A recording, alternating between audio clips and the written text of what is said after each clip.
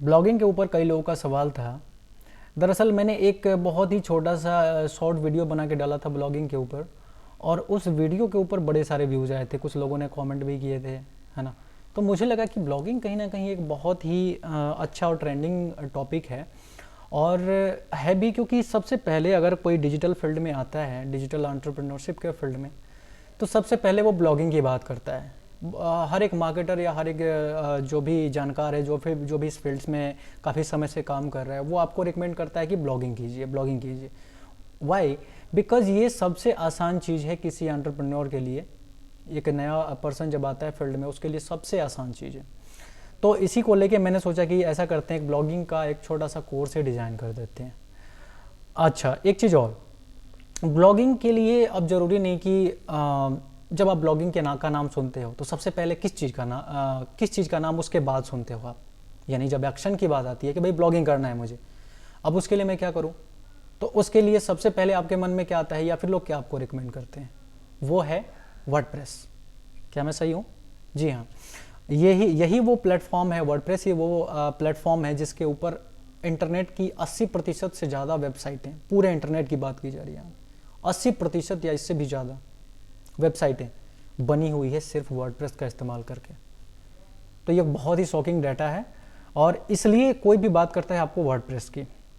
But एक चीज़ मैं यहाँ बता दूँ कि ज़रूरी नहीं कि आप वर्डप्रेस का इस्तेमाल करो ब्लॉगिंग के लिए।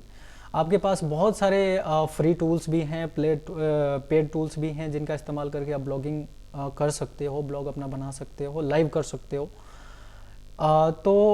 जैसे कि मैं अगर नाम लूँ कुछ का, तो फ्री प्लेटफॉर्म के नाम पे आपको blogger.com आपने नाम सुना होगा, बहुत ही सबसे पॉपुलर है ना। और सबसे ज़्यादा आपको फ्लेक्सिबिलिटी देता है, टूल्स प्रोवाइड कराता है जिसकी मदद से आप ब्लॉग्स बना पाते हो।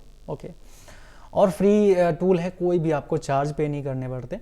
और सबसे बड़ी बात, सबसे खास बात मैंने ब्लॉगर के अंदर देखी, इवन कि मेरे कुछ स्टूडेंट्स हैं जो कि ऑलरेडी ब्लॉगर के ऊपर काम कर रहे हैं, और मैं अपनी बात बताऊं तो मैंने भी सबसे पहले ब्लॉगर के ऊपर ही अपना ब्लॉग बनाया था। उसके बाद मैं वर्डप्रेस पे शिफ्ट किया था, मैंने वर्डप्रेस पे गया था। तो इसलिए ब्लॉगिंग के लिए ब्लॉगर एक बहुत अच्छा टूल है, प्लेटफॉर्म है, आप उसका इस्तेमाल कर सकते हो। लेकिन अगर फिर भी जो वर्डप्रेस वाले हैं, जो चाहते हैं कि नहीं मुझे वर्डप्रेस पे काम करना है, वर्डप्रेस पे ब्लॉग अपना बनाना है, उनके लिए मैंने कहा कि चलो फिर ऐसा करते हैं कि एक ट्यूटोरियल जैसा बनाया जाए और उसमें लोगों को एक्सप्लेन किया जाए कि कैसे कौन सी चीज़ की जाती है। ओके, तो आज का लेसन उन्हीं सभी लोगों को डेडिकेटेड है, और मैं सोच रहा हूँ इस लेसन, एक ही लेसन नहीं बल्कि एक कोर्स का ही फॉर्म दे दिया जाए इसको। ठीक है, एक छोटा सा कोर्स होगा जिसमें कि पूरा A to Z एक्सप्लेन किया गया होगा हिंदी में, कि आपको कैसे ब्लॉग बनाना है, कैसे उसको लाइव करना है, वर्डप्रेस कैसे इंस्टॉल होता है, होस्टिंग वगैरह क्या होता है, ये सारी चीज़ें आपको इस वीडियो में नहीं बल्कि इस कोर्स के अंदर पता चलेंगी। तो मैं ऐसा करता हूँ, इसको एक कोर्स का ही फॉर्म दे देता हूँ। छोटे छोटे वीडियोस होंगे, maybe I think 5-7-10 videos, ठीक है ना। क्योंकि ये बेसिक लेवल के वीडियोस हैं, ठीक है। यानी कि आप एक बेसिक, जो बिल्कुल ही बेसिक लेवल से आ रहा है, उसको क्या क्या करना चाहिए, इस चीज़ के ऊपर ही मैं ये कोर्स डिज़ाइन कर रहा हूँ, ठीक है ना। अदरवाइज़ अगर मैं वर्डप्रेस की बात करूँ और वर्डप्रेस के एक एक टूल और इस तरह की चीज़ों को एक्सप्लेन करना शुरू करूँ तो बहुत ज़्यादा लंबा हो जाएगा, ठीक है ना, कोर्स लंबा हो जाएगा। तो ये बाद की चीज़ है, वो बाद में मैं सोचूंगा कि इन सभी टूल्स को एक्सप्लेन किया जाए, या फिर ज़रूरी टूल्स हैं उनको एक्सप्लेन किया जाए, है ना। क्योंकि देखिए, जब आपके पास कंटेंट छोटा होता है, जैसे कि कोर्स है कोई, अगर छोटा 3 घंटे 4 घंटे का कोर्स है, तो आपको करने में समय नहीं लगता, और आप भी सोचते हो कि चलो कर लेते हैं, 3-4 घंटे ही तो है। और एक बहुत बड़ा कोर्स होता है तो फिर आप सोचते हो कि यार चलो शुरू करें कि नहीं, अभी तो समय है नहीं, ऐसा करते हैं अगले महीने शुरू करते हैं, इस तरह की चीज़ें होती हैं। तो इसलिए थोड़ा खाओ, लेकिन इतना खाओ जिससे कि वो पच जाए, वो आपके शरीर में काम कर जाए, ऐसा नहीं कि वो उल्टा नुकसान कर दे। तो चलिए इसी के ऊपर हमारा कोर्स शुरू करते हैं। दरअसल मेरे पास जो होस्टिंग प्लेटफॉर्म है वो है ब्लू होस्ट, ठीक है। ब्लू होस्ट का इस्तेमाल मैं काफ़ी समय से कर रहा हूँ, 2019 में शायद ये होस्टिंग मैंने ख़रीदा था, और ये 3 सालों के लिए था, जो कि अभी भी मेरे पास है, वैलिड है। और मैं उसी का क्या इस्तेमाल करके, वर्डप्रेस का इस्तेमाल करके एक ब्लॉग, मेरा ज़्यादा मैं एक्टिव तो नहीं हूँ, लगभग 7-8 वेबसाइटें इस पर लाइव हैं, लेकिन मैक्सिमम मैं काम किस पे करता हूँ, एक ही ब्लॉग है जिस पे मैं मैक्सिमम काम करता हूँ। आप लोग चेक कर सकते हैं, laptopuncle.com, ये मेरा ब्लॉग है, इस पर मैं रेगुलरली लिखता हूँ, और ये इसीलिए लिखता हूँ क्योंकि मैंने इसको एक डिटर्मिनेशन बना रखा है। और आपके लिए भी यही सुझाव है कि अगर आप ब्लॉगिंग करने जा रहे हो तो सबसे पहले यहाँ पे एक डिटर्मिनेशन लाओ, सेट करो कि भाई मुझे हफ्ते का एक, महीने का 2 या महीने का एक, ऐसे कुछ जो भी है, एक डिटर्मिनेशन अपने अंदर लाओ कि मुझे ये करना है। चाहे मुझे टॉपिक ना मिले, कोई सारे एक्सक्यूजेस में कोई भी मुझे नहीं रोक सकता, मुझे अगर लिखना है तो लिखना है, मैं लिखूंगा। कई लोग पूछते हैं, बोला ब्लॉगिंग का समय चला गया क्या, क्या ब्लॉगिंग अब काम नहीं करता? आप सभी के लिए यही मैसेज है कि आप लोग बिल्कुल गलत हो। इवन कि मैं इस तरह के फील्ड में एक्टिव हूँ 2017 से भी पहले से, यानी कि 17 में मैंने बिल्कुल एक्टिवली काम करना शुरू कर दिया था। तो 17 से भी पहले से एक्टिव हूँ, और मैं बता सकता हूँ आपको, इवन कि बड़े बड़े ब्लॉगर्स की भी अगर आप सुनोगे, इंटरव्यू वगैरह जाके देखोगे, तो वो बोलते हैं कि नहीं, कहीं ब्लॉग डेड नहीं हुआ है, और ब्लॉग अभी भी चलते हैं, बढ़िया चलते हैं, इवन कि और इफेक्टिव तरीके से चलते हैं। थोड़ा सा फॉर्म चेंज हुआ है ब्लॉगिंग का, बाकी चीज़ें वही हैं, ठीक है, बहुत चलती है। मोनेटाइजेशन का मेथड भी थोड़ा सा चेंज हुआ है, बिकॉज देखिए मोनेटाइजेशन समझते हैं आप लोग ना, जब ब्लॉग से पैसे बनाने की बात आती है तो उसमें लोग एडसेंस की बात करते हैं, गूगल का एडसेंस, जिससे कि वो एड इम्प्रेशन के ऊपर आपको पैसे मिलते हैं। तो उसका ज़माना जो है वो कहीं ना कहीं मैं उसको रिकमेंड नहीं करूँगा, कि वो बहुत अच्छा मेथड नहीं है आपके ब्लॉगिंग के लिए, ठीक है ना, आपके ब्लॉगिंग के लिए बहुत अच्छा मेथड नहीं है। आप इसके लिए सबसे बढ़िया तरीका है ब्लॉग को मोनेटाइज करने का, अफिलिएट मार्केटिंग, ठीक है। बट वो भी तब जब आपके पास सफिशिएंट अमाउंट में ट्रैफिक आ रही है, लोग आ रहे हैं आपके ब्लॉग को पढ़ रहे हैं। ओके, सो ये सब बात की चीज़ें हैं। फिलहाल हम चलते हैं, शुरू करते हैं। मैं आपको दिखाता हूँ कि कैसे चीज़ें ब्लू होस्ट के ऊपर कैसे अपनी साइट को लाइव किया जाता है, ठीक है। तो इस केस में, इस पर्टिकुलर एग्जांपल के केस में जो मैं अभी दिखाने जा रहा हूँ आपको, इसमें डोमेन परचेज किया गया है गोडैडी से, और इसको ब्लू होस्ट के माध्यम से ब्लू होस्ट पे इसको होस्ट किया जाएगा, ठीक है। गोडैडी के पास भी अपना होस्टिंग प्लेटफॉर्म है, बट हम लोग यूज़ कर रहे हैं ब्लू होस्ट का, ठीक है। तो उसके लिए एक टेक्निकल टर्म है नेम सर्वर को चेंज करना, ठीक है। बहुत ज़्यादा कोई बड़ा तोप नहीं है, बहुत ही आसान सी चीज़ है ना। आपको नेम सर्वर चेंज करना होता है। उसका नेम सर्वर यानी कि आपका डोमेन, जो आपका डोमेन समझते हैं आप लोग ना, जो डोमेन नेम आपने बुक किया होता है फलाना.com और ठिगना.com, तो उस डोमेन नेम को किस होस्टिंग पे पॉइंट करना चाहते हो आप, कहाँ से वो डेटा उठाएगा, इसके लिए जो है नेम सर्वर होता है। नेम सर्वर ही बताता है कि भाई यहाँ से आपको यहाँ पे हमारी जो वेबसाइट है या ब्लॉग है वो पड़ा हुआ है, क्योंकि वेबसाइट और ब्लॉग आपका जो है कहीं ना कहीं जाके एक सर्वर के अंदर पड़ी होती है, और वो सर्वर जो होता है आपका होस्टिंग प्लेटफॉर्म होता है, ठीक है ना। बाकी डोमेन नेम का काम क्या है, बस वो एक पॉइंट कर रहा होता है कि भाई यहाँ पे है, ठीक है ना। तो उसी डोमेन नेम से रिलेटेड नेम सर्वर होता है, और उस नेम सर्वर को अगर आप किसी और प्लेटफॉर्म से बुक करते हो तो चेंज करना पड़ता है, अदरवाइज वो अपने आप उस प्लेटफॉर्म के अकॉर्डिंग सेट हो जाता है। फिर से मैं बताता हूँ दूसरे एग्जांपल के साथ। अगर मैं ब्लू होस्ट से कोई डोमेन नेम बुक करता हूँ तो उस पर मुझे नेम सर्वर चेंज करने की ज़रूरत नहीं है, क्योंकि ब्लू होस्ट पे ही मेरा होस्टिंग भी है, तो उसका नेम सर्वर ऑटोमेटिकली चेंज होके ब्लू होस्ट वाला हो जाएगा। अगर गोडैडी पे मुझे वेबसाइट बनाना है और गोडैडी से ही डोमेन बुक किया तो उसको नेम सर्वर उसमें भी चेंज करने की ज़रूरत नहीं है। लेकिन अगर आपका होस्टिंग प्लेटफॉर्म अलग है और डोमेन रजिस्ट्रार अलग है, तो इस केस में आपको पॉइंट करना पड़ेगा, उसमें नेम सर्वर चेंज करना पड़ेगा। तो वही मैं आप लोगों को दिखाने जा रहा हूँ, तो चलिए देखते हैं। तो सबसे पहले ये देखिए, आपको डीएनएस सेटिंग में आना पड़ेगा। अगर आपने गोडैडी से बुक की है, जैसे कि मैं जानता हूँ मैक्सिमम अगर न्यूबी जो भी होते हैं वो गोडैडी पे ही आते हैं, क्योंकि थोड़ा सा इंटरफेस इसका यूआई जो है बड़ा आसान है, काम करना आसान है। तो यहाँ पे आने के बाद वो लोग क्या करते हैं, वो लोग डीएनएस, आपको करना है क्या है कि डीएनएस सेटिंग में जाना है, ठीक है ना। यहाँ पे ये एड्रेस देख रहे हैं आप ना, पहले आपको प्रोडक्ट्स में जाना होता है। यहाँ से प्रोडक्ट्स में जाइएगा। प्रोडक्ट्स में जाने के बाद बाई प्रोडक्ट्स के बाद डीएनएस मैनेजमेंट, अपने डोमेन नेम के आगे आपको 3 डॉट्स दिखते हैं। चलिए मैं एग्जैक्टली दिखाई देता हूँ। बाय द वे, अगर आपका कोई और भी प्लेटफॉर्म है तो प्रोसेस सेम रहेगा, ऑप्शंस थोड़ा से आगे पीछे हो सकते हैं, अदरवाइज बाकी सारी चीज़ें सेम रहेंगी। Got it? ओके। तो मैं बहुत सारे मेरे पास डोमेन्स पड़े हैं, जैसा कि आप लोग देख पा रहे हैं, बहुत सारे डोमेन्स हैं। तो उसमें से मैं ऐसा करूँगा कि इस वाले डोमेन को लेता हूँ जो थोड़ा सा यूजलेस जैसा है, मैं इसको यूज़ नहीं करता, बुक तो कर लिया लेकिन यूज़ नहीं करता। तो यहाँ पे 3 डॉट्स आपको दिख रहे हैं, 3 डॉट्स में मैनेज डीएनएस। तो सबसे पहले हम नेम सर्वर चेंज कर रहे हैं, ओके गॉट इट। उसके बाद हम वर्डप्रेस इंस्टॉल करेंगे और उसके बाद एक हम थीम इंस्टॉल करेंगे और फिर अपने ब्लॉग को लाइव करेंगे। ये सारे प्रोसेसेस मैं इस प्रोग्राम के अंदर दिखाने वाला हूँ आपको, ओके। अब डीएनएस मैनेजमेंट में जाने के बाद ये देखिए, ये सारा डीएनएस रिकॉर्ड बोलते हैं इसको, आपको अभी समझ नहीं आएगा और मैं इसको एक्सप्लेन भी नहीं करूँगा। ये दरअसल इसमें कुछ ऐसे इंस्ट्रक्शंस होते हैं जिससे कि आपके डोमेन नेम को पता रहता है। मैं कैसे इसको समझाऊं, चलिए। इसमें कुछ ऐसे डिटेल्स होते हैं जिससे कि आपका डोमेन अलग अलग सर्विसेज से कनेक्ट होता है, ठीक है ना। जैसे मैं एग्जांपल लूं, यहाँ पे सी नेम रिकॉर्ड दिख रहा है आपको, सी नेम रिकॉर्ड। ये एक मेन डायरेक्टरी नहीं बोल सकते, मेन रिकॉर्ड होता है सी नेम, ठीक है ना, जिसकी वजह से आपका डोमेन कहाँ पे पॉइंट कर रहा होता है इसका इंफॉर्मेशन होता है। यहाँ पे क्या पॉइंट कर रहा है देखिए, है ना, ये इसका नेम हो गया, यहाँ पे इसका डेटा हो गया, यानी कि कहाँ पे पॉइंट करेगा। बाकी ये टीटीएल दरअसल मुझे भी नहीं पता डिटेल में कि क्या टीटीएल क्या होता है, ठीक है ना। और बाकी ये अभी ज़रूरत भी नहीं है हमारे को। इसको देखो क्या लिखा है, the amount of time the DNS server will wait before refreshing the record, shorter details means faster DNS updates in the future. तो देखिए, इसकी हमें ज़रूरत नहीं है, जिसकी ज़रूरत है मैं उसी की बात करूँगा, ठीक है ना। जिसकी आपको ज़रूरत है एक्चुअली मैं उसी की बात करूँगा। बहुत सारी चीज़ें हैं डीएनएस रिकॉर्ड में ही, बहुत सारी चीज़ें हैं। अब जैसे कि आपका जो कस्टम ईमेल होता है, क्या आप जानते हैं इस चीज़ को?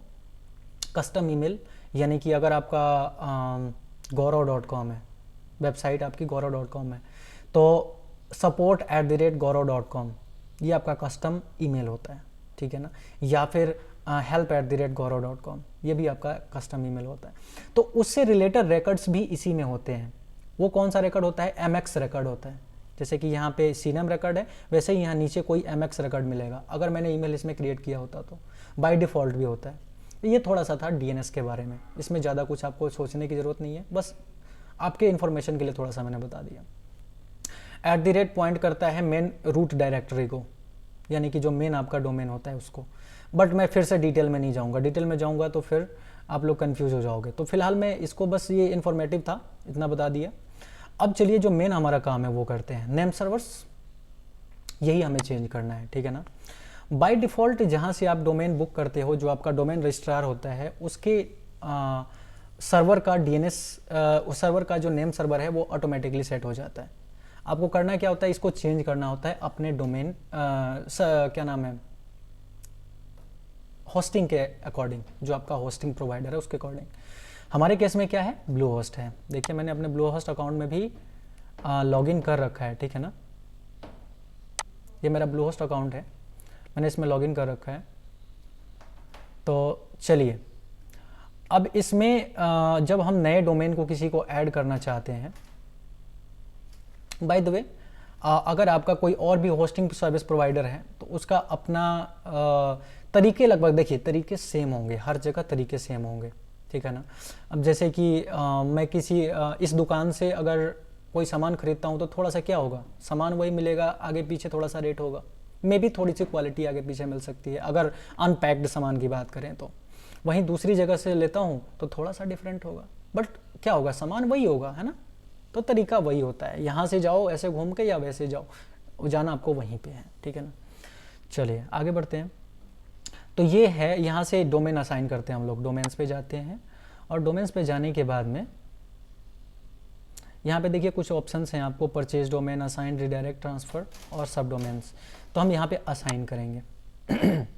ये मेरे पहले से एडेड डोमेन्स हैं जो आप लोग यहाँ नीचे देख रहे हो। असाइन पे जाने के बाद में आपको वो डोमेन ऐड करना है जो आपने बुक किया है किसी प्लेटफॉर्म, अदर प्लेटफॉर्म से। जैसे कि हमारे केस में क्या था, चलिए हम ये देखते हैं। ये हमारा था कहाँ गया, ज़िंदगी_in। ये देखिए ये रहा, मैं इसको कॉपी करता हूँ और इसको मैं क्या करता हूँ यहाँ पे ऐड करता हूँ, ठीक है।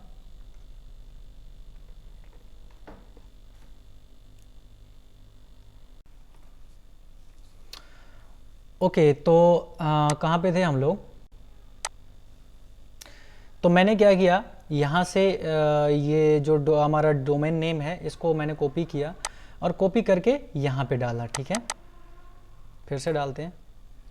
अब यहाँ पे क्या करेगा, ये वेरीफाई करेगा और अगर इसका डोमेन नेम यानी कि जो नेम सर्वर है वो सेट होगा, सही होगा, तो वो यहाँ पे दिखाई देगा, यानी वेरिफिकेशन सक्सेसफुल का मैसेज आएगा।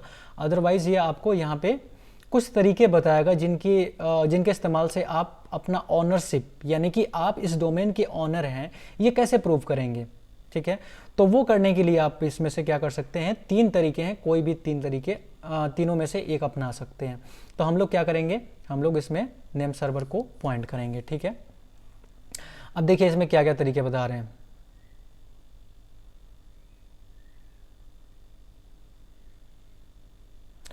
क्या बोल रहा है कि to verify ownership of the domain please point the name servers of the इतना टू इस पे।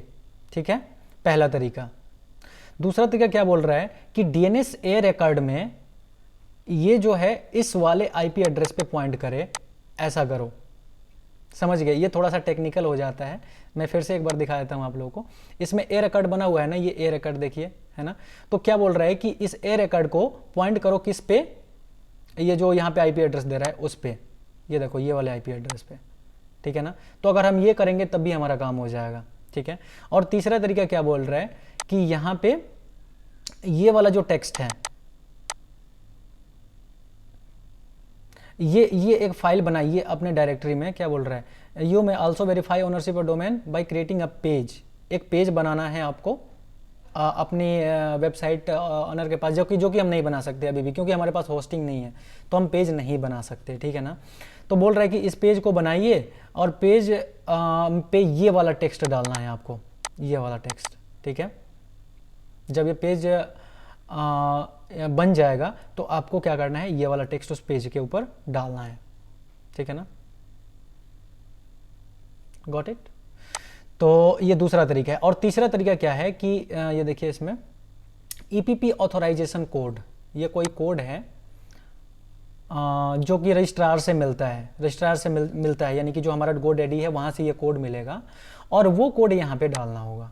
ठीक है ना, ईपीपी रजिस्ट्रेशन ऑथोराइजेशन कोड जो कि मिल जाएगा कहीं ना कहीं से, यहाँ पे कहीं ऑप्शन होगा उसको मिलने का। ठीक है ना, तो हम उस पर अभी नहीं जाएंगे। ठीक है,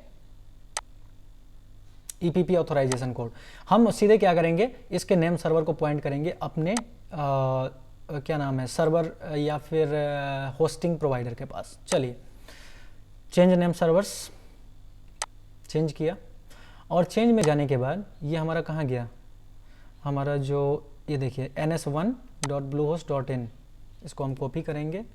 कॉपी करने के बाद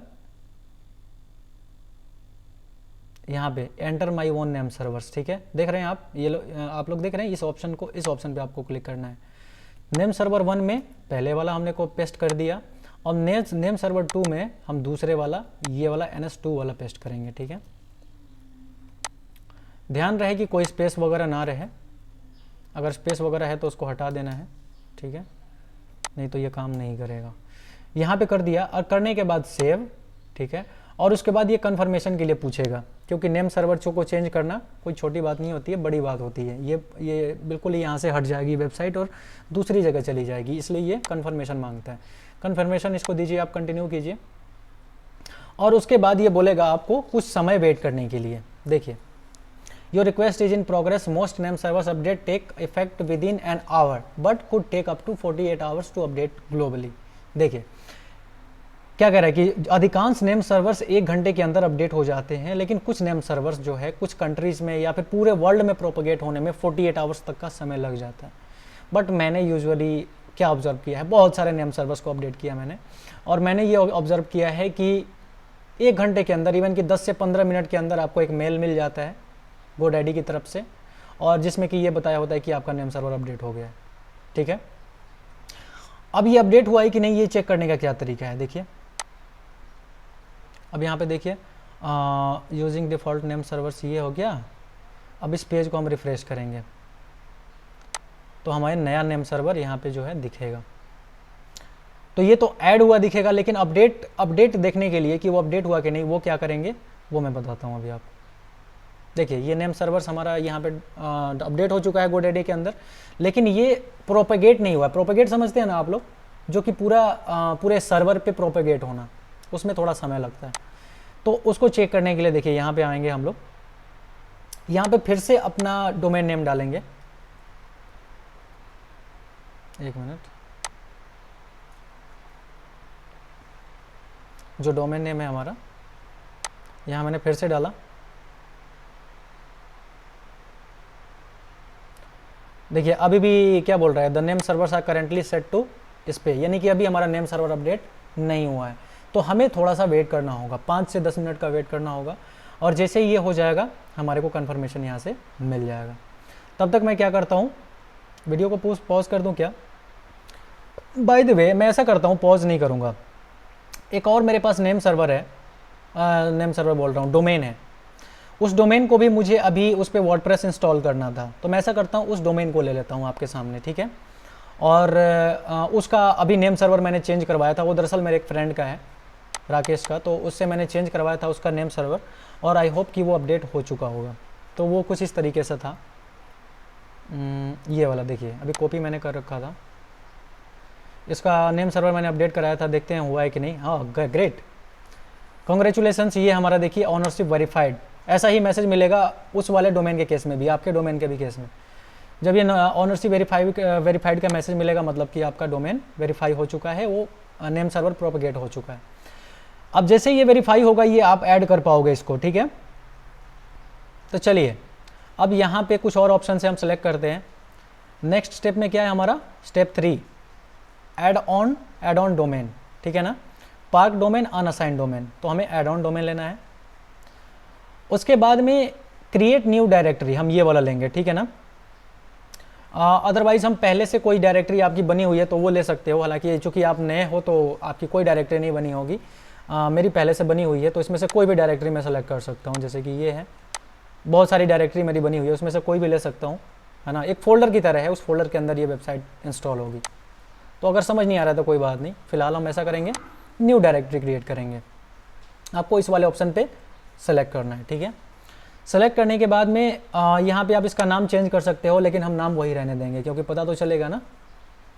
सब डोमेन हम बना सकते हैं, नहीं भी बना सकते हैं, नहीं तो ऐसा करते हैं, चलो इसको 10। ये सब डोमेन क्या है, इसमें आपको समझ नहीं आ रहा तो मैं बता दूं, जब आप नया डोमेन इंस्टॉल करोगे तो ये ऑप्शन आपको नहीं मिलेगा, ठीक है ना। नया डोमेन जब ऐड करोगे आप ब्लूहोस्ट के साथ, तो ये ऑप्शन आपको नहीं मिलेगा। वो इसलिए क्योंकि एक प्राइमरी डोमेन होता है और बाकी सारे उसके सेकेंडरी या एड ऑन डोमेन्स होते हैं, ठीक है ना। जब आप पहली बार कोई डोमेन ऐड करते हो तो आपके पास वही प्राइमरी डोमेन होता है, समझ गए ना। तो मेरा यहाँ पे प्राइमरी डोमेन क्या है, opengovernmentjob.com, ठीक है। तो इसका एक सब डोमेन तैयार होगा, समझ गए। हम चाहें तो इसको डिनाई भी कर सकते हैं, डिनाई करने का कोई ऑप्शन है कि नहीं, नहीं है, तो चलो सब बनने देते हैं, इसमें कोई फ़र्क नहीं पड़ता हमारे को, तो इससे कोई खास फ़र्क नहीं पड़ता। चलिए ये हमने कर लिया। ये करने के बाद ये देखिए यहाँ पे असाइन दिस डोमेन, इसका ऑप्शन है, क्लिक करते हैं हम।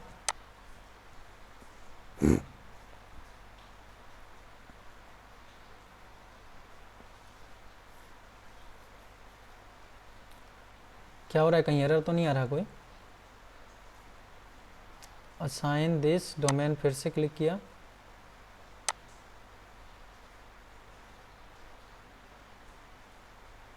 कोई प्रॉब्लम तो नहीं है, कोई एरर भी नहीं दिखाई दे रहा।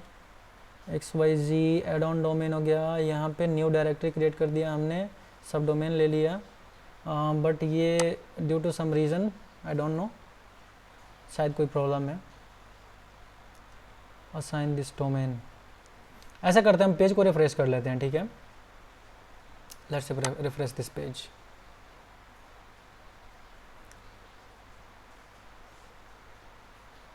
ओके एक बार फिर से रिफ्रेश कर लें, क्योंकि यहाँ पे दिखाई नहीं दिया मुझे रिफ्रेश कर होता हुआ। ओके ओके ओके ओके, सो फिर से मैंने पेस्ट किया।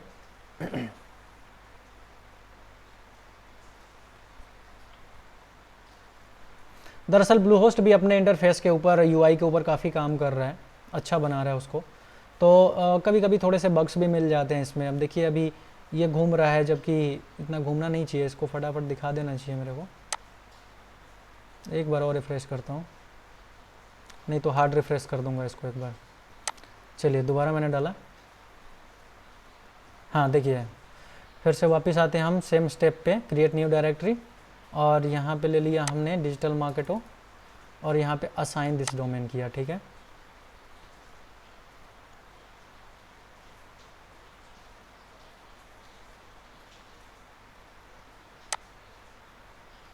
क्या हो गया इसको,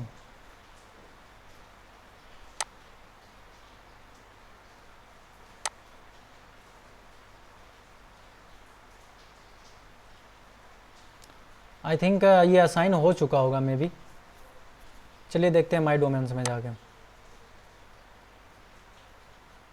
हालांकि ये असाइन के बाद कोई ना कोई पॉपअप मैसेज या फिर इस तरह का इसको देना था, जो कि देता है ऑलरेडी, लेकिन अभी शायद कोई बग है कि पता नहीं क्या, ये नहीं दे रहा था। तो मैंने सोचा कि चलो क्या पता कि हो गया हो असाइन, और इसलिए हम लोग माई डोमेन्स में आके देखते हैं कि असाइन हुआ है कि नहीं। अगर असाइन हुआ होगा तो यहाँ पे दिखाई दे जाएगा। तो दरअसल अभी ये असाइन हुआ नहीं है ये, ना ना ना। चलिए दोबारा चलते हैं असाइन पे।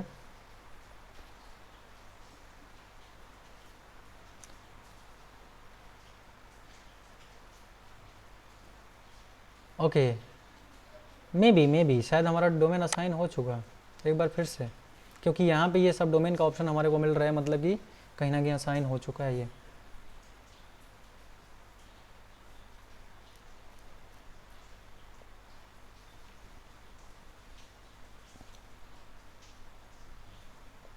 ये प्रोसेसिंग वाला जो गेम है ना, हाँ ये देखिए, ग्रेट, अनअसाइंड बोल रहा है, अनअसाइंड। ठीक है ब्रो, दोबारा असाइन करते हैं, ठीक है। दोबारा असाइन पे गया मैं, और फिर से the domain is already,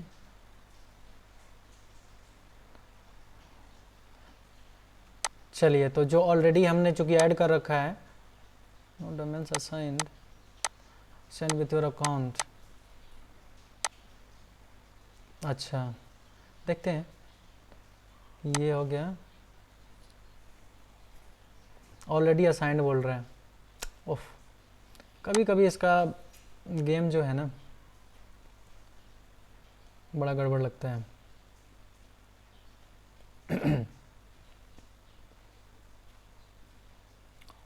let's see.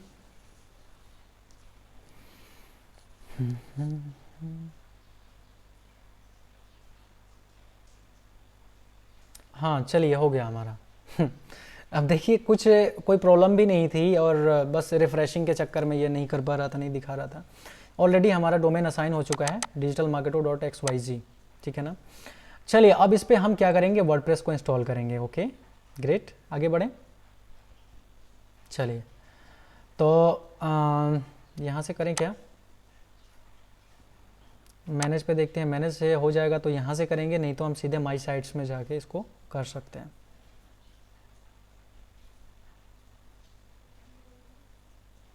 अच्छा देखिए, अब यहाँ से डीएनएस मैनेजमेंट, जो डीएनएस मैनेजमेंट हम वहाँ से कर रहे थे गोडैडी से, अब सारा का सारा डीएनएस मैनेजमेंट हम यहाँ से कर पाएंगे।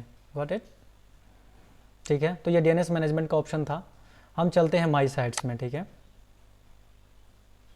ओके, तो इसमें जितने भी साइट्स पहले से मैंने क्रिएट कर रखे हैं वो सारे के सारे यहाँ पे दिखाई दे रहे हैं आपको, आप देख पा रहे हैं यहाँ पे ना। तो हमें अब करना क्या है, चूँकि हमें नया साइट बनाना है, इसलिए हम क्रिएट साइट पे जाएंगे। उसके बाद समय साइट का नाम, ठीक है, हमारे साइट का नाम क्या है, जो भी आपके साइट का नाम रखना चाहते हो, जैसे कि हमारा क्या है, डिजिटल मार्केटो है, डिजिटल मार्केटो, स्पेस दे के लिखते हैं, चलिए डिजिटल मार्केटो। Okay, your digital journey starts here, ठीक। और इसके बाद में देखते हैं एडवांस में कोई ऑप्शन है क्या, ईमेल एड्रेस। तो ईमेल एड्रेस भी बना सकते हैं हम, WordPress admin user name, WordPress admin password. तो ये देखिए, ये बढ़िया ऑप्शन इन्होंने ऐड कर दिया, पहले नहीं था। जैसे कि अब ये मैं अपने फ्रेंड के लिए वेबसाइट बना रहा हूँ, ठीक है। तो मैं उसको अपने अकाउंट का पूरा एक्सेस देने के बजाय मैं क्या कर रहा हूँ कि उसको एक वेबसाइट का एक्सेस दे रहा हूँ। बाकी सारा अकाउंट का एक्सेस, ब्लूहोस्ट का एक्सेस मेरे पास ही रह रहा है और सिर्फ उसके वेबसाइट का एक्सेस, उसके वर्डप्रेस का एक्सेस उसको मिलेगा, ठीक है। तो उसके लिए क्या कर सकते हैं हम, मैं उसका ईमेल यहाँ पे डालूंगा, यहाँ पे उसका यूज़र नेम डालूंगा और यहाँ पे उसका पासवर्ड डालूंगा, जो भी मैं बनाना चाहता हूँ। और डालने के बाद अदरवाइज इसको करने का प्रोसेस कुछ और हुआ करता था, लेकिन अब यहीं से ये चीज़ हो जा रही है, एक बहुत अच्छी चीज़ है। तो चलिए मैं उसका ईमेल एड्रेस डालता हूँ यहाँ से, ठीक है। ये है उसका ईमेल एड्रेस राकेश का।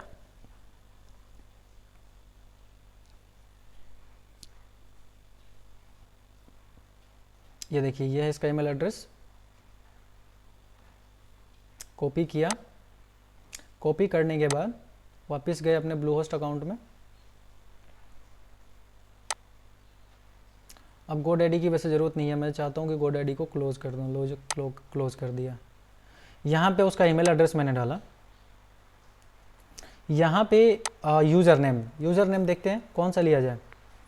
बेहरा राकेश है ना, चलो यही ले लेते हैं,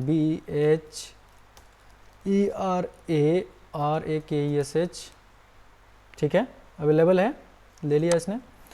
अब एडमिन पासवर्ड क्या डाला जाए, चलो कोई भी इजी सा पासवर्ड बनाते हैं, ठीक है ना।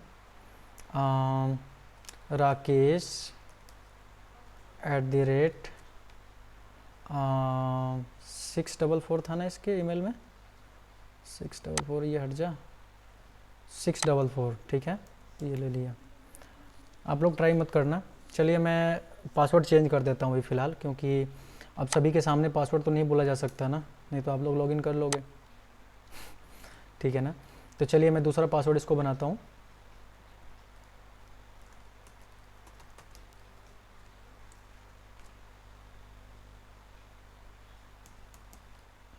ठीक है, तो पासवर्ड का कुछ ये ऐसा चक्कर है कि कैपिटल लेटर, स्मॉल लेटर और इसका कॉम्बिनेशन होना चाहिए आपका, एक कोई न्यूमेरिक भी होना चाहिए, है ना, और साथ में कोई स्पेशल कैरेक्टर यानी कि @ जैसी चीज़ें भी होनी चाहिए, ठीक है।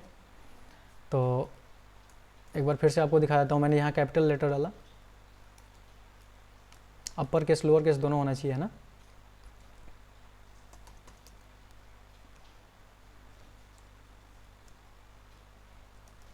ठीक है, और उसके बाद हम करेंगे नेक्स्ट करने के बाद इसको मैं सेव कर देता हूँ, मुझे फ्यूचर में ज़रूरत पड़ सकती है।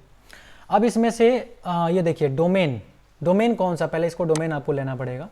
तो जो डोमेन हमने ऐड किए हैं वो सारे के सारे यहाँ पे विजिबल होंगे, तो हम ये डोमेन इस पर इंस्टॉल करना चाहते हैं, ठीक है ना। तो यहाँ ये ले लिया हमने। डायरेक्टरी हमने ऑलरेडी चूज़ कर रखा है, यहाँ पे आप डाल सकते हो कोई और सब डायरेक्टरी अगर इस्तेमाल करना चाहते हो तो, जैसे कि आप एडमिन पैनल में जब जाके सी पैनल से काम करोगे तो उस समय आपको फ़ायदा होगा, आसानी होगी उसको ढूंढने में। तो अभी आप सी पैनल के चक्कर में मत पड़ो, क्योंकि वो थोड़ा सा एडवांस लेवल की चीज़ें हो जाती है। अब देखिए यहाँ पे फ्री प्लगइन्स की बात कर रहा है। प्लगइन्स आप लोग समझते हो ना, प्लग लगाते हो आप, एसी का प्लग लगाया एसी चालू, फ्रिज का प्लग लगाया फ्रिज चालू, है ना। उसके बाद लैपटॉप का प्लग लगाया लैपटॉप चालू। तो प्लगइन कुछ ऐसे ही होते हैं वर्डप्रेस में। आपको जो भी फीचर चाहिए होते हैं वर्डप्रेस के अंदर, उसके लिए आप स्पेशल किसी प्लगइन को इंस्टॉल करते हो और वो फीचर आपके वर्डप्रेस में ऐड हो जाते हैं। यही प्लगइन का काम है, ठीक है। तो चलिए हम ऐसा करते हैं, इनको ले लेते हैं। ये फ्री प्लगइन है और ये रिकमेंड कर रहा है कि इनमें से आप प्लगइन कोई लेना चाहते हैं तो लीजिए। चलिए हम ले लेते हैं, उसके बाद नेक्स्ट करते हैं।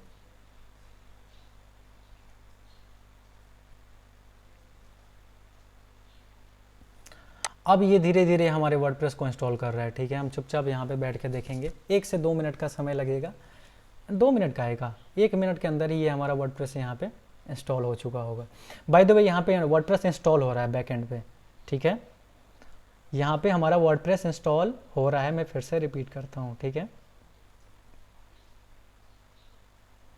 वर्डप्रेस इंस्टॉल हो जा। वर्डप्रेस फाइल कितनी है, आई थिंक ये 1 MB 1.5 MB ऐसा ही कुछ होता होगा वर्डप्रेस, ठीक है।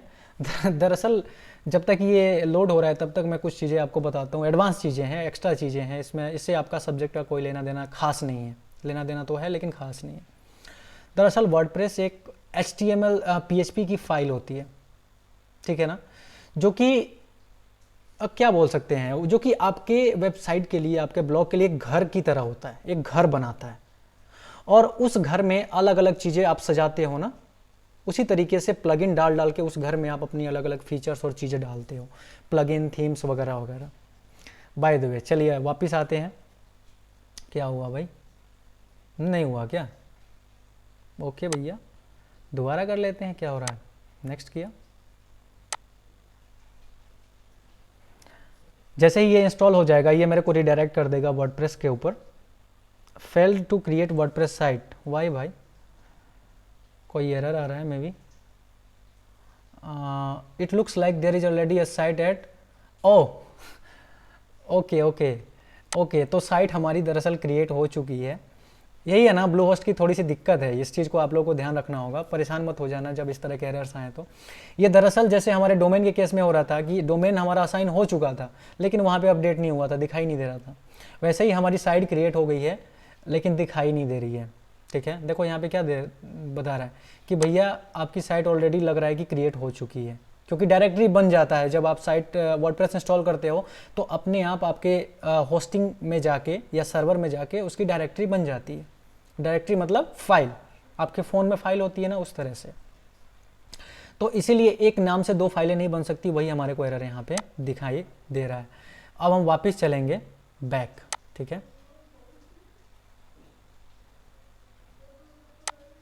अपने माई साइट्स में जाएंगे और देखते हैं कि वहाँ पे विजुअल हो रहा है कि नहीं, हमारी साइट हमारी विजुअल हो रही है कि नहीं। ठीक है,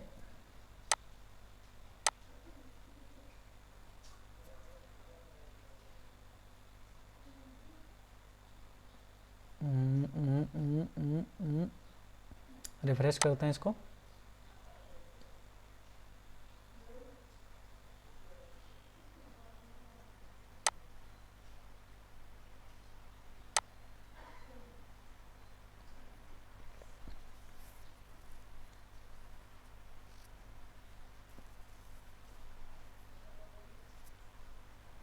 ओह माय गॉड, देखिए आप लोग देख पा रहे हैं यहाँ पे डिजिटल मार्केटो, डिजिटल मार्केटो .xyz, ये साइट हमारी ऑलरेडी क्रिएट हो चुकी है वर्डप्रेस की। ठीक है, तो चलिए अब हम ऐसा करते हैं, वर्डप्रेस में लॉगिन करते हैं। बाय द वे उसके बाद आपको कुछ नहीं करना है, उसके बाद कोई स्टेप नहीं था, ठीक है ना। जब आपने वर्डप्रेस इंस्टॉल कर लिया जहाँ से हमारे को एरर मिला था, उसके आगे बहुत कुछ नहीं करना था आपको। जो चीज़ें आगे करनी थी वो आप यहाँ से कर पाओगे, ठीक है ना। तो इसलिए आपको चिंता करने की ज़रूरत नहीं है, वहाँ से आगे बढ़ पाते हो, ठीक है। नहीं तो वापस आना है, माई साइट्स पे जाना है ऐसे, और उसके बाद मैनेज साइट पे जाना है और सीधे आपको करना है लॉग इन टू वर्डप्रेस। ये ऊपर दिख रहा है ऑप्शन, ये मैं आ जा रहा हूँ बीच में ना, ये लॉग इन टू वर्डप्रेस, ठीक है। लॉग इन टू वर्डप्रेस पे क्लिक करना है। देखिए बाकी ऑप्शंस भी हैं, यहाँ पे चीज़ें कर पाओगे आप, लेकिन अभी हमें इसकी ज़रूरत नहीं है। ये सारी चीज़ें हम लोग वर्डप्रेस के अंदर से कर पाएंगे, जो यहाँ पे दिखा रहा है ये सब, ठीक है ना। बैकअप वगैरह सेट करना, इस तरह की चीज़ें, बैकअप वगैरह यहाँ से आप सेट कर सकते हो, लेकिन मैं इसकी बात नहीं करूँगा, हम लोग वर्डप्रेस की बात कर रहे हैं, ठीक है ना। Log in to WordPress, okay, loading WordPress, hold on to your keyboard, ठीक है। वर्डप्रेस पे हम लोग लैंड करने वाले हैं।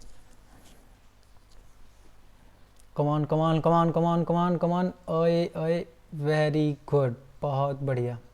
बाय द वे आप लोगों को बता दूं, मेरा जो प्लान है इसमें फ्री SSL इंक्लूडेड है। मैं जितनी भी वेबसाइट चाहूँ क्रिएट कर सकता हूँ, वो भी फ्री SSL के साथ। SSL सर्टिफिकेट समझते हो ना आप लोग, जिससे कि आपकी वेबसाइट जब कहीं पे डालते हो तो S लिखा हुआ आता है ना, HTTPS, हरा ग्रीन कलर में, है ना। तो वो जो है SSL सर्टिफिकेट की वजह से होता है। अगर वो नहीं है तो वो रेड में लिखा हुआ आएगा, या फिर HTTP कटा हुआ आएगा, ठीक है। तो ये फ्री में है, और साथ में बहुत सारे मुझे अनलिमिटेड ईमेल्स भी मैं क्रिएट कर सकता हूँ, जितनी भी ईमेल्स चाहे प्रोफेशनल ईमेल्स बना सकता हूँ। जैसे कि अभी हमारा क्या था, डिजिटल मार्केटो .xyz, तो support@digitalmarketo.xyz, है ना, फलाना .इतना.xyz, वट एवर, मतलब जो भी मेरे पास डोमेन्स ऐड हैं। जैसे लैपटॉप अंकल है, उससे मैंने 3-4 ईमेल्स बना रखे हैं, support@laptopuncle.com, help@laptopuncle.com, इस तरह की चीज़ें। तो बधाई हो, ये है आपका वर्डप्रेस का डैशबोर्ड, कैसा लगा आपको वर्डप्रेस का डैशबोर्ड? मज़ा आया देख के? ठीक है, यही है मेन डैशबोर्ड, समझ गए। बाय द वे, ये जो बाईं साइड आप देख रहे हैं ये सारे वर्डप्रेस के ऑप्शन हैं, मेन्यूज़ हैं। ओके, जिस भी ऑप्शन में हम जाएंगे उस हिसाब से हमारे को इस डैशबोर्ड में मेन्यू खुल के आएगा। और यहाँ पे ये जो चीज़ देख रहे हो आप लोग, ये ब्लूहोस्ट ने अपना एक ब्लूहोस्ट का प्लगइन जो है बाय डिफ़ॉल्ट ऐड हो जाता है वर्डप्रेस में।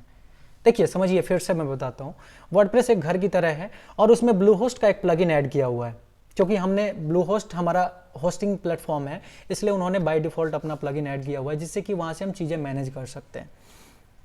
अब देखिए यहाँ पे कमिंग सून नाम का एक पेज एक्टिव होगा। जब आप पहली बार कोई वेबसाइट इंस्टॉल करते हो ब्लूहोस्ट का यूज़ करके, तो वहाँ पे कमिंग सून नाम का एक डिफ़ॉल्ट लैंडिंग पेज एक्टिव होता है। देखिए हम देखते हैं, digitalmarketo.xyz, कमिंग सून नाम का एक पेज मिलेगा आपको, मे बी देखिए आ रहा है ना। ओके, कमिंग सून वाला नहीं है, मतलब दरअसल ये डिफ़ॉल्ट थीम हमारे पास आ रही है जो हमने नाम डाला था डिजिटल मार्केटो, your digital journey starts here. तो कॉन्ग्रेचुलेसन्स लेडीज़ एंड जेंटलमैन, आप लोगों ने अपनी पहली वर्डप्रेस वेबसाइट क्रिएट कर ली है और वो लाइव हो चुकी है। तो देखिए यहाँ पे आ रहा है नॉट सिक्योर। नॉट सिक्योर इसलिए आ रहा है क्योंकि SSL सर्टिफिकेट जो है प्रोपेगेट होने में थोड़ा समय लगता है। तो जैसे ही वो प्रोपेगेट हो जाएगा यहाँ पे ये नॉट सिक्योर का लेवल हट जाएगा और लॉक का लेवल आ जाएगा ग्रीन कलर में, ठीक है ना, जैसे बाकियों में आपको दिखता है। यहाँ पे एक मिनट, जैसे ये दिख रहा है ना लॉक का सिंबल, यहाँ पे ऐसे ही दिखेगा। तो इस तरीके से हमारा जो है लाइव हो चुकी है हमारी वेबसाइट। Okay, congratulations. अब वर्डप्रेस के अंदर जो भी चीज़ें करनी है आप लोग कर सकते हो, बड़ी ही आसानी से कर सकते हो, स्टार्ट कर सकते हो करना, ठीक है। तो मैं कुछ बेसिक चीज़ें आपको बता देता हूँ। अपीयरेंस से जो भी आपके वेबसाइट का अपीयरेंस लुक वगैरह चेंज करना हो, उसके लिए सारे ऑप्शन हैं अपीयरेंस के, ठीक है ना। एक एक करके बताऊँ क्या? चलो थोड़ा सा बेसिक इंट्रोडक्शन हो जाए, ठीक है ना। मैं ज़्यादा डिटेल में नहीं बताऊँगा, एक बेसिक इंट्रोडक्शन मैं बताता हूँ आप लोगों को मोटा मोटा, ठीक है ना। बाकी वर्डप्रेस बहुत लंबा चैप्टर है, ठीक है ना, और उसमें बहुत सारी चीज़ें हैं। अगर मैं एक एक प्लगइन को एक्सप्लेन करने चलूँ तो बहुत लंबा ज़्यादा समय लग जाएगा। तो अब मैं प्लगइन स्पेसिफिक ना होकर मैं क्या करता हूँ, एक बेसिक इंट्रोडक्शन आप लोगों को हर एक ऑप्शन का दे देता हूँ, ठीक है ना, जिससे आप लोगों को आइडिया लग जाएगा चीज़ें कैसे होती हैं। यहाँ से आप डैशबोर्ड पे जा सकते हो, ठीक है ना। अभी हमारा डैशबोर्ड होम जो है वो डिफ़ॉल्ट रूप में ब्लूहोस्ट का सेट हो रखा है, तो आई थिंक यहाँ पे ब्लूहोस्ट का ही होम मिलेगा, नहीं वर्डप्रेस का होम मिल रहा है यहाँ पे, देखिए। Okay, very good. ये वर्डप्रेस का डैशबोर्ड है, आप लोग देख पा रहे हो। मैं इसको काट देता हूँ। जो भी हमने प्लगइन इंस्टॉल किया है उसका कुछ ये दिख रहा है आपको ना, ये लोग अपना प्रीमियम वगैरह बेच रहे होंगे, उसका कुछ ये है एडवर्टाइजमेंट टाइप का।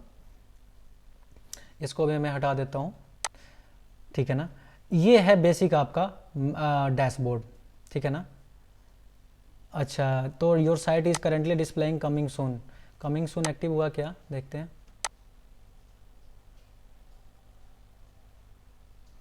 लाइव हो चुका है लेकिन ये कमिंग सून दिखा रहा है। मे बी मैंने यहाँ पे लॉगिन किया हुआ है इसलिए शायद कमिंग सून नहीं दिख रहा है, शायद आपको दिखेगा अगर आप इस वेबसाइट को विजिट करोगे तो, ठीक है ना। क्योंकि एक ही डिवाइस में वर्डप्रेस में मैं बैकएंड पे काम भी कर रहा हूँ और साथ में मैं लाइव देख भी रहा हूँ, तो ऐसा होता है कि कुकीज़ डाटा की वजह से मुझे एक्चुअल पेज दिखता है, मुझे कमिंग सून नहीं दिखता, समझ गए। आपको कमिंग सून दिखेगा, जैसे कि मैं फ़ोन में अगर मैं खोलूँ तो वो कमिंग सून दिखेगा। ये आपका बेसिक डैशबोर्ड है। यहाँ से कुछ चीज़ें, बहुत सारे ऑप्शंस मिलेंगे, बहुत सारी चीज़ें मैनेज करने के लिए, जैसे कि मैनेज विजेट वगैरह है, मैनेज मेन्यूज़ है ना, right your first blog post, इस तरह की चीज़ें आपको दिख रही हैं, है ना। कस्टमाइज योर साइट, कैसा बनाना चाहते हो, इस तरह की चीज़ें। ये आपका डैशबोर्ड है। कुछ आपके इससे रिलेटेड चीज़ें भी मिलेंगी जो आपने प्लगइन्स इंस्टॉल कर रखे हैं, ठीक है ना।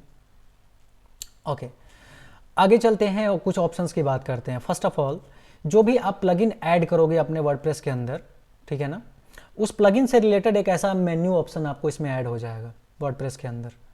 यानी कि ये अभी जेट पैक दिख रहा है ना, ये जेट पैक यहाँ पे ऑप्शन क्यों दिख रहा है, क्योंकि हमने जेट पैक नाम का प्लगइन वहाँ पे इंस्टॉल करते टाइम ऐड कर लिया था, ठीक है ना, अपने आप ऐड हो गया था वो। अभी कैसे ऐड करना है वो मैं बताऊँगा आप लोगों को। इसके बाद पोस्ट संबंधी जितनी भी चीज़ें हैं, ब्लॉग, आपका जो ब्लॉग पोस्ट है, कोई पोस्ट एडिट करना है, कोई पब्लिश करना है, कोई डिलीट करना है, उससे रिलेटेड सारी चीज़ें आपको यहाँ पे मिलेंगी, all post, add new, categories, tags वगैरह, ठीक है ना। आगे बढ़ते हैं, मीडिया, लाइब्रेरी, ऐड न्यू, आपके जितने भी ब्लॉग से रिलेटेड या वेबसाइट से रिलेटेड फ़ोटोज़, वीडियोज़, कोई फाइल है, पीडीएफ फाइल है, इस तरह की चीज़ें वो सारी की सारी लाइब्रेरी में मिलेंगी आपको। यहाँ से कोई फाइल अपलोड करना होगा आपको, कोई फ़ोटो अपलोड करना होगा, ऐड न्यू पे करके क्लिक करके आप यहाँ से अपलोड कर सकते हो। पेजेस में आप जाओगे तो जैसे कि पेजेस समझते हो आप लोग ना, जैसे कि एक वेबसाइट के कई सारे पेजेस होते हैं या ब्लॉग के पेजेस होते हैं। एक ब्लॉग का पेज होगा, एक उसमें कॉन्टैक्ट अस का पेज होगा, एक उसमें अबाउट अस का पेज होगा। इस तरह के पेजेस मल्टीपल पेजेस होते हैं, ठीक है। तो जो भी पेज आप ऐड करना चाहते हो यहाँ से ऐड कर सकते हो, एडिट कर सकते हो, ये सारी चीज़ें पेज से रिलेटेड चीज़ें इसमें होंगी। कमेंट्स, जो भी कमेंट आपके ब्लॉग पोस्ट पे आते हैं उसको मैनेज करने के लिए ये ऑप्शन है। ऑप्ट इन मॉन्स्टर, यानी कि जो हमने अभी प्लगइन इंस्टॉल किया था, याद है ना, जो डिफ़ॉल्ट प्लगइन इंस्टॉल किया था हमने वर्डप्रेस इंस्टॉल करते टाइम, वो उसके लिए ये ऑप्ट इन मॉन्स्टर है, ठीक है। इस रिलेटेड चीज़ें इसमें होंगी। दरअसल मैं बता दूं आपको, ऑप्ट इन मॉन्स्टर किस लिए है कि आपके ब्लॉग पे कोई विजिट करता है तो उसके ईमेल एड्रेस को कलेक्ट करने के लिए, लेने के लिए एक पॉपअप जैसी चीज़ें ये दिखाता है, ये प्लगइन आपके ब्लॉग के ऊपर, आपकी वेबसाइट के ऊपर। तो ये है OptinMonster. Creative mail भी बाय डिफ़ॉल्ट प्लगइन है, ये ईमेल के लिए है। WP फॉर्म्स, ये भी एक डिफ़ॉल्ट प्लगइन है जो कि फॉर्म वगैरह बनाने के लिए, कोई फॉर्म बनाते हो अपनी वेबसाइट के अंदर, अपने ब्लॉग के अंदर, किसी का नाम, ईमेल एड्रेस वगैरह पूछने के लिए, या फिर कोई भी डेटा आप यूज़र से कलेक्ट करना चाहते हो उसके लिए जो फॉर्म बनाते हो उसके लिए ये WP फॉर्म है। बाय द वे ये भी डिफ़ॉल्ट रूप से इंस्टॉल हो गया है, ये भी प्लगइन है, ठीक है। अब ये जो है वर्डप्रेस के डिफ़ॉल्ट चीज़ें कौन सी है, अपीयरेंस, ये भी वर्डप्रेस का डिफ़ॉल्ट है। जहाँ जहाँ प्लगइन था वहाँ पे मैंने बताया आपको, जैसे कि ये प्लगइन था, ये भी प्लगइन था, ये भी प्लगइन था, एक और ये जेटपैक, ये प्लगइन था। इसके अलावा जितने भी ऑप्शन हैं वो वर्डप्रेस के डिफ़ॉल्ट ऑप्शंस हैं, वो सभी जैसे ही आप इंस्टॉल करोगे वो आपको मिलेंगे कहीं भी, दुनिया में कहीं भी। अपीयरेंस में देखिए थीम्स, सबसे पहली बड़ी चीज़ होती है आपके वर्डप्रेस वेबसाइट के का बैकएंड थीम कैसा रखना चाहते हो, कैसा दिखे वो, उससे रिलेटेड चीज़ें, थीम वगैरह आप यहाँ से इंस्टॉल कर पाओगे, ठीक है ना। जैसे अभी बाय डिफ़ॉल्ट यहाँ पे थीम सेट होगा, आई थिंक ये जो थीम सेट है, जैसा कि आपको जिसकी वजह से ये आपको वेबसाइट ऐसी दिख पा रही है, वो थीम की वजह से दिख रही है ना। इस थीम का नाम है प्रोबेबली, मैं बता सकता हूँ देख के आपको, चलिए देख ही लेते हैं, ऐसा करते हैं, ठीक है ना। ये है हमारा थीम, अपीयरेंस थीम।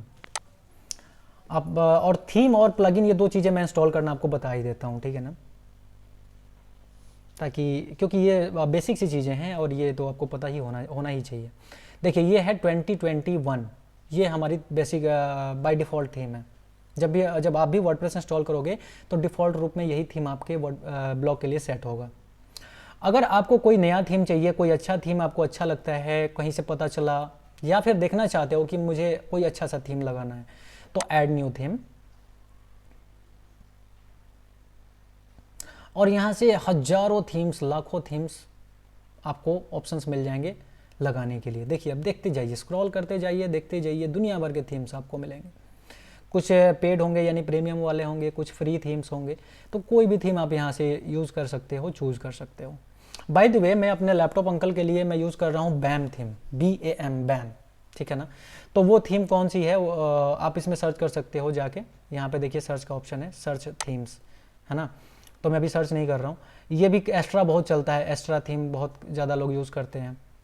और अब मतलब आप स्क्रॉल करते जाओ, जितना स्क्रॉल करोगे, आपकी न्यूज़ की वेबसाइट है कोई तो न्यूज़ वाली ये थीम आप यूज़ कर सकते हो, है ना।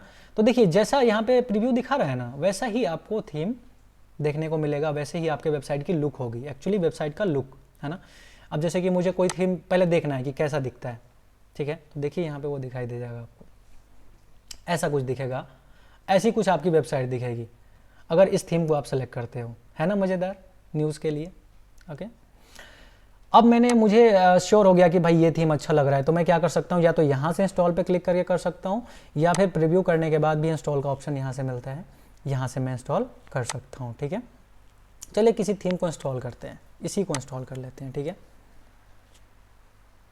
इंस्टॉल करने के बाद आपको एक्टिवेट करना होगा, ठीक है, क्योंकि मल्टीपल थीम्स आपके वर्डप्रेस में इंस्टॉल्ड होते हैं और एट अ टाइम एक ही थीम चल रहा होता है, ठीक है ना।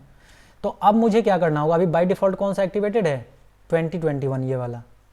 तो अभी मैं क्या करता हूँ, अच्छा, बाय एक चीज़ और बता दूं, जो भी थीम इंस्टॉल्ड होगा उसके पास ये लिखा हो जाएगा इंस्टॉल्ड और एक्टिवेट का ऑप्शन मिलेगा, बाकियों के पास इंस्टॉल का सिर्फ ऑप्शन मिलेगा, ठीक है। तो चलिए अब मैं इसको एक्टिवेट करता हूँ, और एक्टिवेट करने के बाद हम अपनी वेबसाइट के लुक को देखेंगे कैसे चेंज होता है लुक, ठीक है। बेसिक सी चीज़ें थोड़ा सा मैं बता देता हूँ, अदरवाइज मुझे थोड़ा सा सिर्फ इंट्रोडक्शन देना था। चलिए एक्टिवेट हो चुका है। अब या तो हम यहाँ से कस्टमाइज कर सकते हैं, या फिर हमारे पास कस्टमाइज करने के बहुत सारे तरीके हैं, हम यहाँ से भी कस्टमाइज कर सकते हैं, ठीक है ना। यानी कि थीम में कोई चेंजेस करने हैं आपको कि ये ऐसे दिखना चाहिए, ये ऐसे दिखना चाहिए, उसके लिए कस्टमाइज का ऑप्शन है। तो चलिए अपने वेबसाइट को एक बार रिफ्रेश करके देखते हैं कि थीम की वजह से क्या चेंजेस आए हैं। ओके, ओह माय गॉड, जादू। और ये है आपका जादू, ठीक है। देखिए अब बस आपका एडिट क्या बोलते हैं उसको, फिल इन द ब्लैंक्स की तरह आपको भरते जाना है चीज़ों को। जो भी पोस्ट आप डालोगे वहाँ पे पोस्ट विजिबल होगा, वो सारी की सारी सेटिंग आपको कस्टमाइजेशन में मिल जाएंगी, ठीक है ना। थीम का पार्ट क्लियर हो गया। अब चलते हैं, मैं वापस डैशबोर्ड पे आता हूँ जहाँ पे हम लोग पहले थे, थीम वाले ऑप्शन पे आने से पहले। अब यहाँ पे अगला ऑप्शन देखते हैं हमारा, अपीयरेंस में थीम दिखाया था आपको, कस्टमाइज यानी थीम को कस्टमाइज करना। विजेट, विजेट जो कि आपके आसपास आगे पीछे यानी कि वेबसाइट में साइड बार में क्या दिखाना चाहते हो, फुटर में क्या दिखाना चाहते हो, हेडर में, मतलब ये सारी चीज़ें जो है विजिबिलिटी से रिलेटेड चीज़ें आपको अपीयरेंस में मिलेंगी। अपीयरेंस का मतलब ही होता है कि कैसा अपीयर हो रहा है, कैसा दिखाई दे रहा है। इसके बाद मेन्यूज़, आप अपनी वेबसाइट में मेन्यूज़ वगैरह कैसे रखना चाहते हो, कोई नया मेन्यू ऐड करना चाहते हो, टॉप में देखा होगा आपने my blog, contact us, about us, इस तरह के हेडर में देखते होगे आप लोग मेन्यूज़, वो सारी चीज़ें आप लोग यहाँ से कर पाओगे। हेडर से रिलेटेड कोई खास चेंजेस करने हैं, बैकग्राउंड, आपके वेबसाइट का बैकग्राउंड कैसा होना चाहिए, प्रीमियम थीम्स है ना, ये जो हमने अभी न्यूज़ वाला इंस्टॉल किया उसके लिए है। थीम एडिटर, थीम को एडिट करना है, यानी कि थीम से रिलेटेड कोई कोडिंग में चेंज करने हैं आपको, कोडिंग के पार्ट में, तो उसको आप यहाँ से कर सकते हो। आपके लिए रिकमेंडेड है, अगर आप कोडर नहीं हो, आपको आइडिया नहीं है, तो उसके अंदर नहीं जाना है। जाना है तभी जब ज़रूरत पड़ती है, जैसे कि आपको कोई कोड वगैरह लगाना पड़ता है, ट्रैकिंग कोड वगैरह, तो उसके लिए आपको थीम एडिटर में जाना पड़ता है। जैसे कि अगर आगे चल के आपको साइट के डेटा को ट्रैक वगैरह करना होगा कि साइट पे कितने लोग आ रहे हैं, कैसे पता चलेगा, तो उसके लिए आपको कोड वगैरह की ज़रूरत पड़ सकती है। वैसे बिना कोडिंग के भी हो जाता है, पूरी तरह से बिना कोडिंग के आप चीज़ें कर सकते हो वर्डप्रेस के अंदर। ओके, आगे बढ़ते हैं। Plugins, the most awaited and most discussed part of WordPress. Okay, install plugins, add new plugins editor, देख पा रहे हैं आप तीनों चीज़ें। तो बाय डिफ़ॉल्ट में जो हमारे इंस्टॉल्ड प्लगइन्स हैं वो यहाँ पे दिखाई देंगे, कोई प्लगइन हमें ऐड करना है वो यहाँ पे दिखाई देंगे, और प्लगइन एडिटर यानी कि प्लगइन के कोडिंग में कोई चेंजेस करने हैं उसके लिए ये ऑप्शन है प्लगइन। चलिए देखते हैं जो इंस्टॉल्ड प्लगइन्स हैं हमारे, उसके डैशबोर्ड को मैं दिखाता हूँ आपको।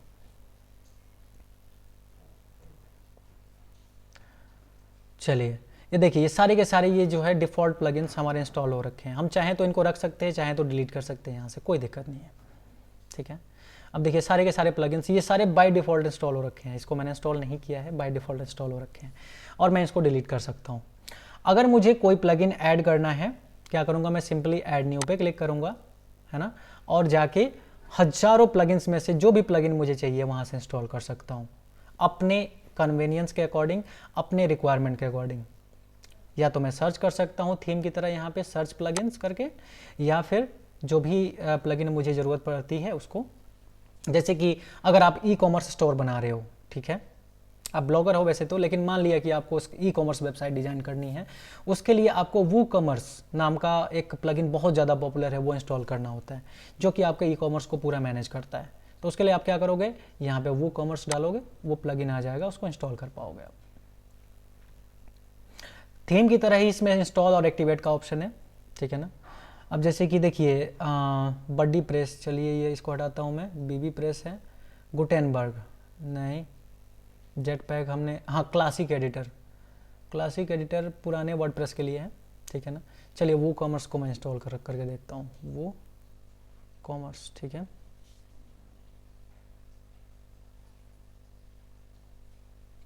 यहाँ पे सर्च होके जितने भी वो नाम से प्लगइन्स होंगे वो सारे आ जाएंगे। देखो वो कॉमर्स आ गया ना, वो कॉमर्स आ गया, इसको मैं क्या कर सकता हूँ, यहाँ से सीधे इंस्टॉल कर सकता हूँ, और इंस्टॉल करने के बाद आपको एक्टिवेट करना नहीं करना वो आपकी मर्जी है, आप चाहे तो यहाँ से एक्टिवेट भी कर सकते हैं, ठीक है। और इसके जैसे ही आप एक्टिवेट करोगे तो उससे रिलेटेड सारे सेटिंग्स आपको यहाँ पे दिखाई देने लग जाएंगे, ठीक है। मैंने क्या बताया था अभी, जो भी प्लगइन आप इंस्टॉल करते हो उससे रिलेटेड सेटिंग्स यहाँ पे ऐड हो जाती है, एक मेन्यू ऐड हो जाता है यहाँ पे, ठीक है। अब मैं जैसे इसको एक्टिवेट करूँगा, देखो क्या होगा, यहाँ पे एक मेन्यू यहाँ पे ऐड हो जाएगा वूकॉमर्स का। जैसे यहाँ पे WP फॉर्म का हुआ था, क्रिएटिव मेल का हुआ था, है ना। थोड़ा समय लग रहा है इंस्टॉल होने में, एक्टिवेट होने में, सॉरी।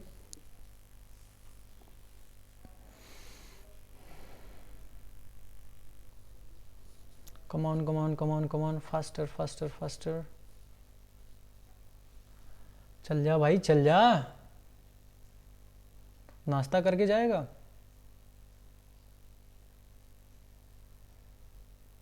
एक्टिवेट होने में थोड़ा समय लग रहा है,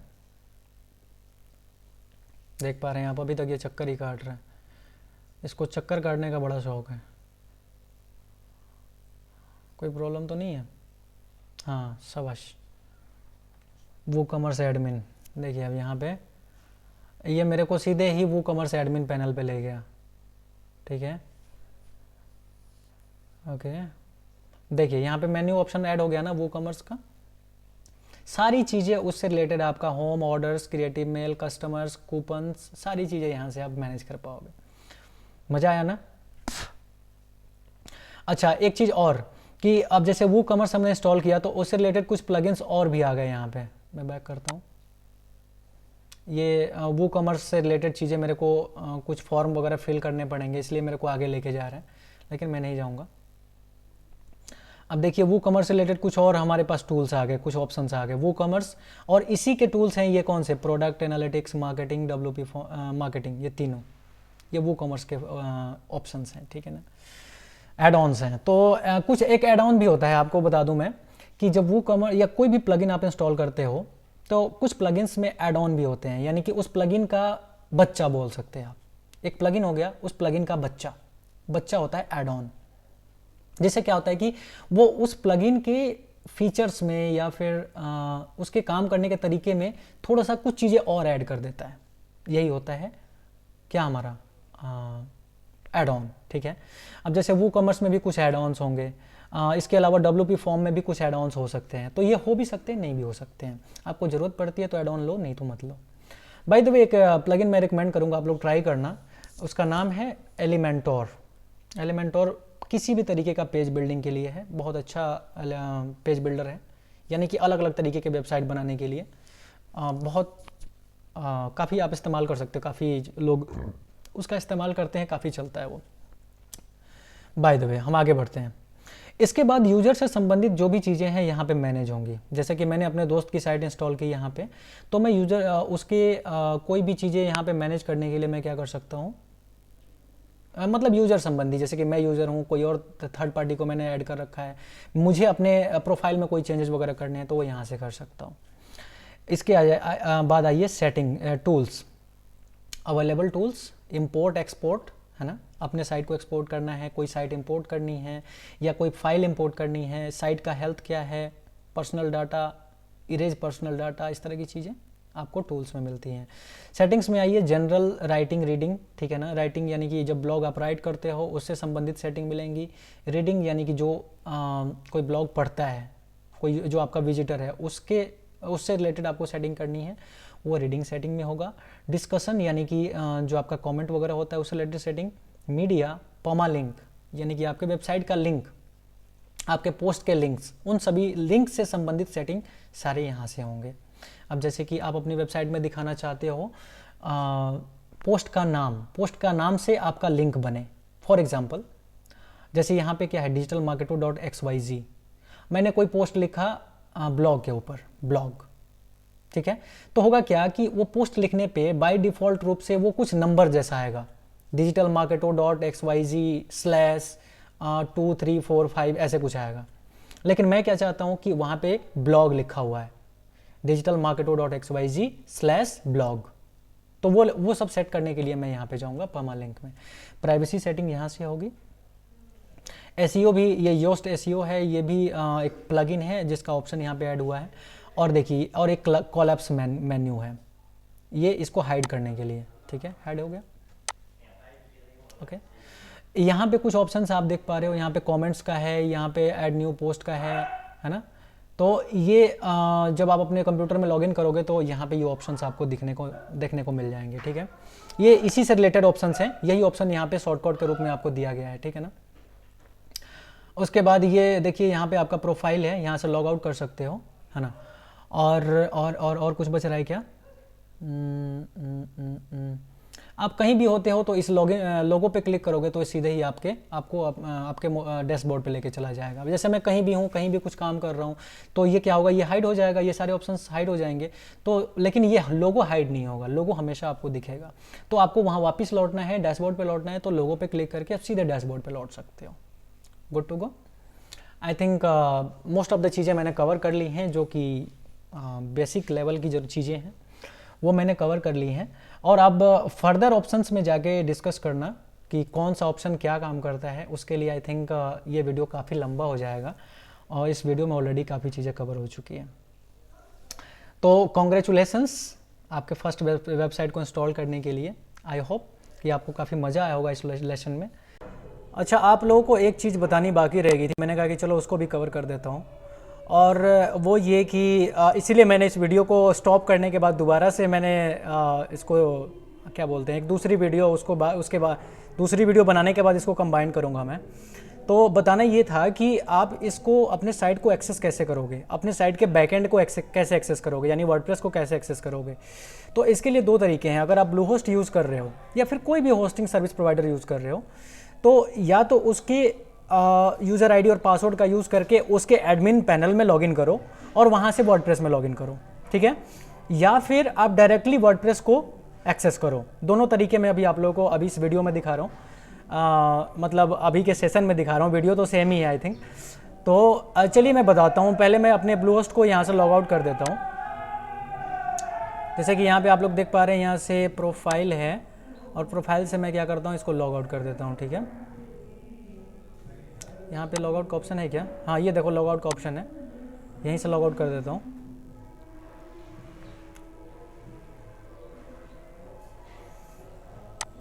जब आप ब्लूहोस्ट में लॉगिन करते हो तो या तो आप अपना ईमेल जो ब्लूहोस्ट के साथ रजिस्टर्ड है वो डालते हो, या फिर अपना प्राइमरी डोमेन डालते हो, ठीक है। दोनों से आइडेंटिफाई हो जाता है कि आप ही का अकाउंट है, ठीक है। और साथ में पासवर्ड डालते हो, और ये डालने के बाद आप क्या करते हो, लॉगिन करते हो। लॉगिन करने के बाद आपका ब्लूहोस्ट का जो एडमिन पैनल है, अकाउंट का पैनल है, वो खुल के आ जाता है, जहाँ से सारी चीज़ें मैनेज होती है, जहाँ पे अभी हम लोग थे थोड़ी देर पहले, है ना।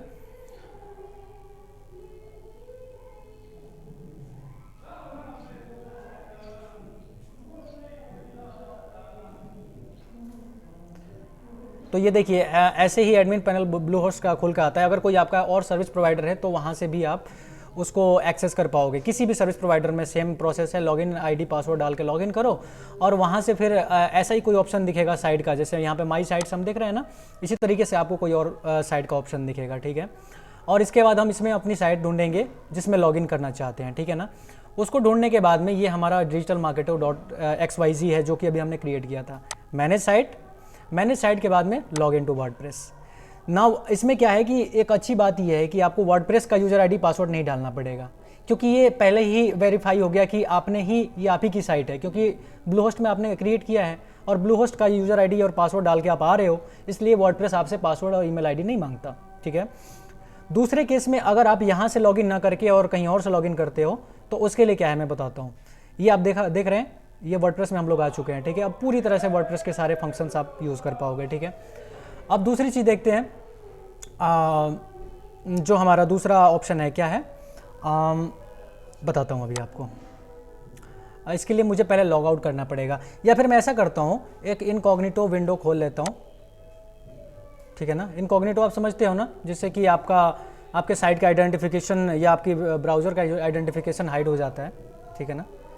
उसमें कुकी वगैरह स्टोर नहीं होता है, जिसकी वजह से ब्राउज़र को ये पता नहीं लगता कि मतलब वेबसाइट्स को ये पता नहीं लगता कि हमने इस ब्राउज़र को, ये मतलब एक अलग ब्राउज़र की तरह ट्रीट होता है, समझ गए ना। तो हम ऐसा करते हैं, खोलते हैं एक Ctrl+Shift+N से न्यू टैब, और वो भी किसका, इनकॉग्निटो टैब। क्या हो गया भाई, चलो हम यहाँ से शॉर्टकट काम नहीं कर रहा है क्या, न्यू इनकॉग्निटो विंडो। अब इसमें आपको करना क्या है कि कुछ ऐसा एड्रेस डालना है, आपके वेबसाइट का एड्रेस, ठीक है ना, आपके वेबसाइट का एड्रेस, और साथ में /wp-admin। समझ गए आप? फिर से बताता हूँ, आपके वेबसाइट का एड्रेस, यहाँ पे मेरे वेबसाइट का एड्रेस क्या है, digitalmarketo.xyz // जिसे बोलते हैं wp-admin। इस वाले एड्रेस को जैसे ही एक्सेस करके आप एंटर करोगे तो ये आपसे यूजर आईडी और पासवर्ड की डिमांड करेगा, क्योंकि आप डायरेक्ट वर्डप्रेस में लॉगिन कर रहे हो, ठीक है ना। वहाँ हम क्या कर रहे थे, होस्टिंग के थ्रू वर्डप्रेस में लॉगिन कर रहे थे। ओके, तो अब देखिए आपसे यूजर आईडी पासवर्ड मांगेगा, तो मैं क्या करूँगा, जो मेरा यूजर आईडी और पासवर्ड मैंने बनाया था, आप लोगों के सामने बनाया था ना, याद है ना, डिजिटल मार्केटो है ना .xyz/wp-admin। ओके, और उसके बाद पासवर्ड मैं डालूंगा जो कि मैंने पासवर्ड बनाया था इसके लिए।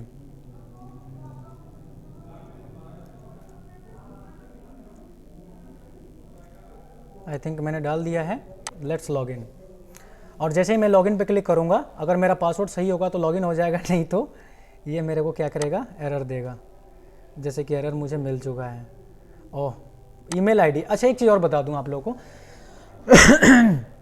जब मैं अकाउंट क्रिएट कर रहा था, वर्डप्रेस इंस्टॉल कर रहा था, उससे पहले मेरे से जो चीज़ें पूछी गई थी उसमें 3 चीज़ें थी, एक तो यूज़र आईडी, दूसरा ईमेल एड्रेस और पासवर्ड ये तीनों चीज़ें पूछी गई थी, मैंने तीनों चीज़ें डाली थी। तो यहाँ पे जब डायरेक्टली वर्डप्रेस में आप लॉगिन करते हो तो या तो आप यूज़र आईडी, जो आपने यूज़र आईडी बनाया था, मैंने क्या बनाया था वहाँ पे, बेहरा राकेश, है ना, या फिर अपना ईमेल एड्रेस, जो कि हमारा ईमेल एड्रेस क्या था, बेहरा राकेश 644@gmail.com। तो इन दोनों में से कोई भी एड्रेस डाल सकते हो, और वो डालने के बाद आपने जो पासवर्ड बनाया है वो पासवर्ड डालते हो, और ठीक है, मतलब ये दोनों ऑप्शन में से कोई भी यूज़ कर सकते हो, दोनों में से किसी से आपका अकाउंट जो है आइडेंटिफाई हो जाएगा। मैंने पासवर्ड डाला और लॉगिन कर दिया।